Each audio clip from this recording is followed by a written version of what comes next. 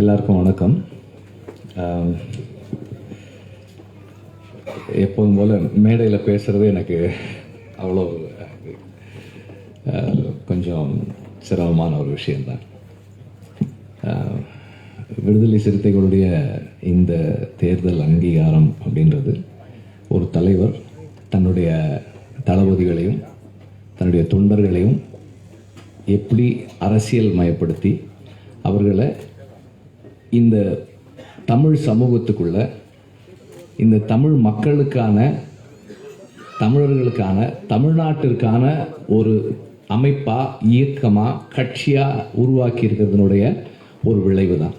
அவருடைய அந்த அரசியல் ஆளுமையும் அவருடைய இன்டலெக்சுவல் டெப்த்தும் தான் இதை சாத்தியப்படுத்தியிருக்கு. அவர் ஒரு குறிப்பிட்ட சமூகத்தினுடைய தலைவர் இல்லை, நம் எல்லாருக்குமான தலைவர். அதனுடைய வெளிப்பாடு தான் இந்த அங்கீகாரம். ஏன் அவரை நாம் எல்லாருக்குமான தலைவராக சொல்கிறோம்னா, அவர் எப்போதுமே இன்க்ளூசிவ் பாலிடிக்ஸ் பேசுகிறவர்.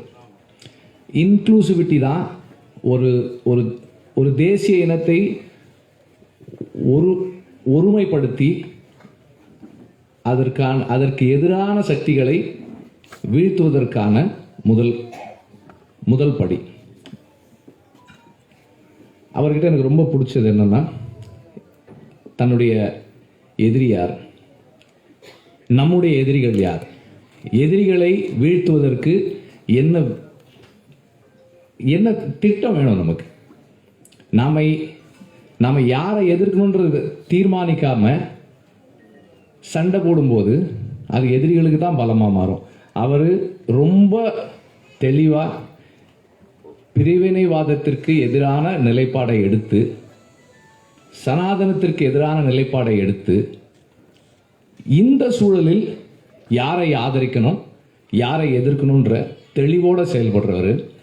அந்த தெளிவு தான் அவரை நம் எல்லாருக்குமான தலைவராக மாற்றுது, நமக்கான ஒரு அவசியமாக்குது.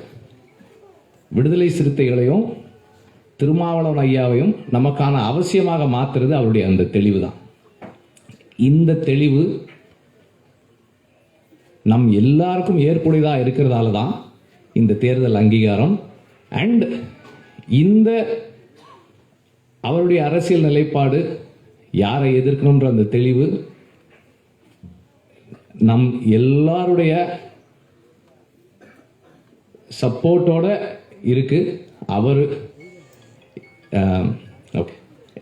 எப்போதுமே இந்த நிலைப்பாட்டில், அவருடைய அந்த நிலைப்பாட்டில் நான் துணை நிற்கிறேன். நன்றி.